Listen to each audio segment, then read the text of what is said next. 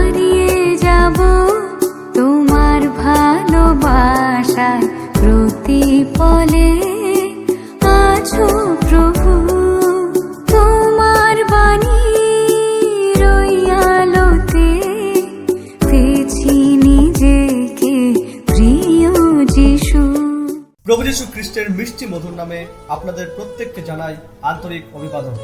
মথিলিখিত সুসমাচার 1 অধ্যায় 25 পদে লেখা আছে, কিন্তু সন্তান ভূমিষ্ঠ না হওয়া পর্যন্ত তার সঙ্গে মিলিত হলেন না। তিনি সেই শিশুর নাম রাখলেন যিশু।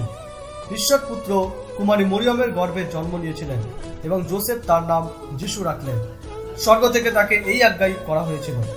এই নামের অর্থ উদ্ধারকর্তা। মানুষ তো জন্ম থেকে পাপী। ঈশ্বরের বিচার সিংহাসনের সম্মুখে প্রত্যেককেই দাঁড়াতে হবে এবং নরকের দণ্ড তাদেরকে ভোগ করতে হবে। এই দণ্ড থেকে আপনাদের রক্ষা করার জন্য ঈশ্বর পুত্র প্রভু যীশু খ্রিস্ট দেহধারী হয়েছেন। তিনি আপনার উদ্ধারকর্তা। যদি আপনি তাকে বিশ্বাস করেন ও তার কাছে নিজেকে সমর্পিত করেন, তবে নিশ্চিত রূপে উদ্ধার লাভ করবেন। যদি ঈশ্বর আপনার পক্ষে, তবে বিপক্ষে কে? তিনি যিশু অর্থাৎ উদ্ধারকর্তা আপনার সঙ্গে আছে।